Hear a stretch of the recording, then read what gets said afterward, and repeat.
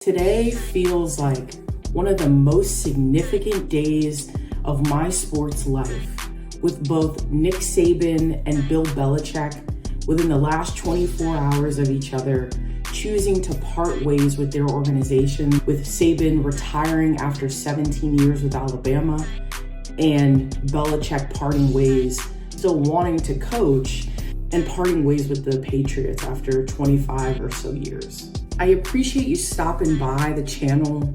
There's 100 million other things that you could be watching or listening to on this very significant day. Since you're here with me, and if it's your first time, please hit the like and subscribe button. And if you're a returning supporter, I appreciate you as always.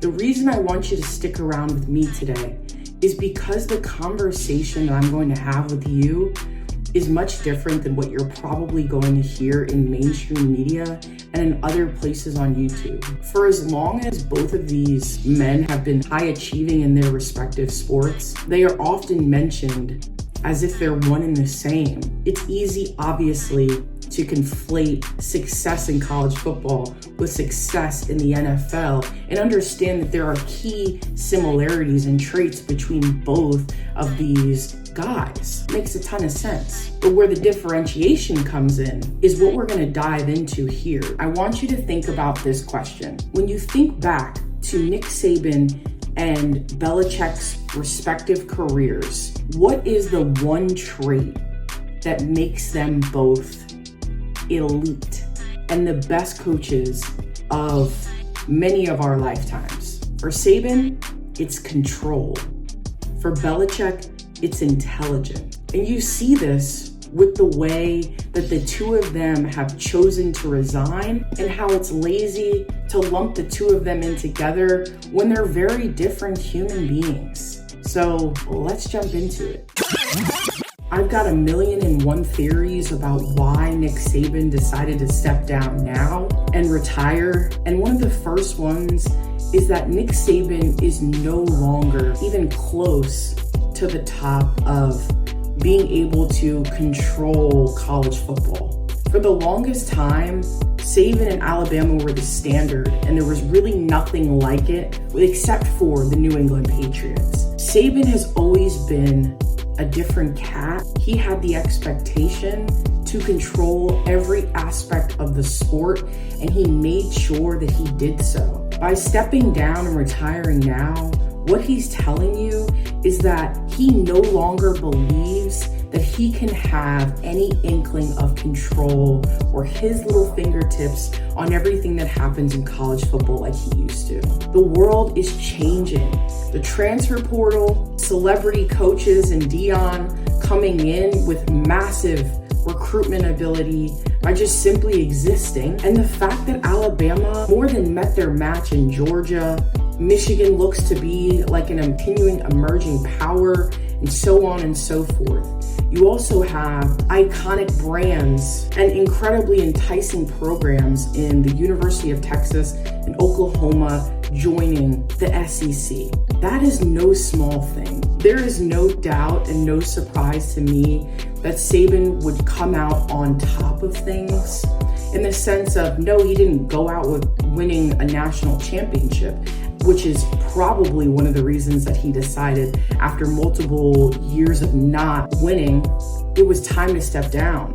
One thing that Saban always will make sure of is controlling his image, controlling the narrative around him. Think about how classy and buttoned up and self-aware Nick Saban is and has been throughout his career.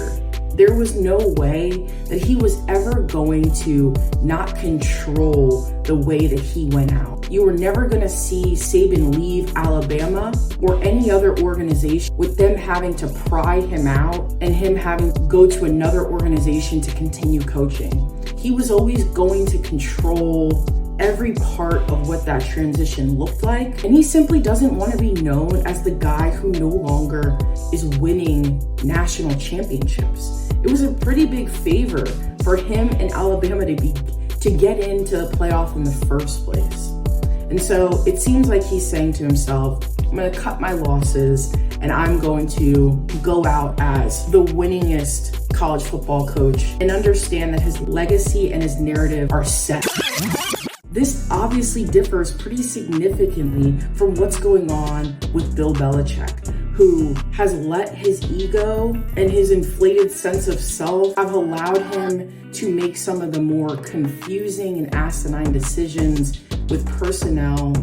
But also for him to not retire as the Patriots head coach tells you that this is just something that is extremely different than what is going on with Nick Saban in Alabama. Belichick has to prove that he's the smartest in the sport, that he's the smartest in the room, and that he can replicate the success without Tom Brady. That is an extremely different ending to the story than what we're seeing with Nick Saban. Not only does Nick want to control every aspect of his departure, but there is a level of class and decorum, self-awareness and understanding in where he is at in his career, in his life, and he knows that his legacy speaks for itself. You're not seeing that with Belichick, and that's what I want to transition to now.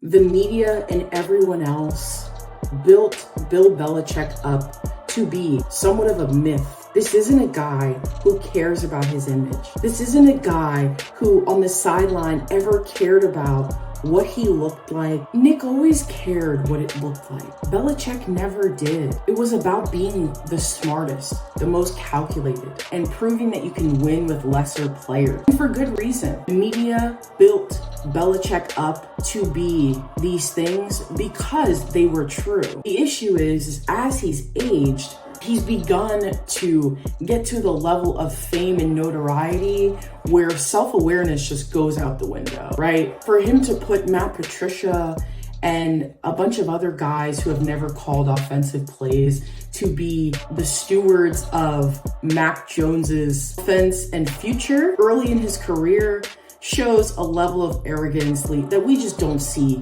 from someone like Nick Saban, who it's extremely important for him to control what the image looks like.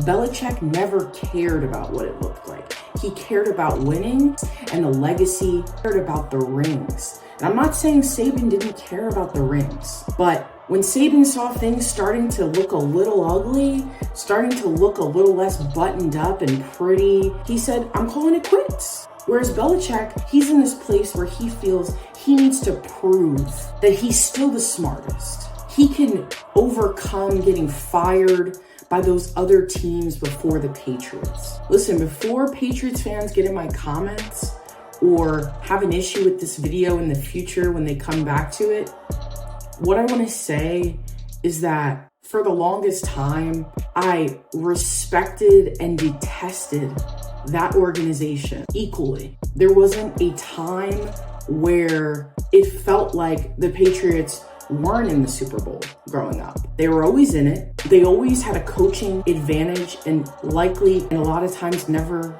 a personnel one. And the things that they did are unprecedented and probably will never happen again. So I don't want to get it twisted by harping on Belichick and saying that I don't think he's an incredible coach. Of course I do, but I do think that it's over for him in terms of the conversation about being this genius later in his career. For him to leave the Patriots and to go to another organization and still coach is very confusing to me. But what it shows me is that this is about the ego. This is about the way he sees himself and the way that he wants to have what Tom Brady had in leaving in his first season in Tampa Bay.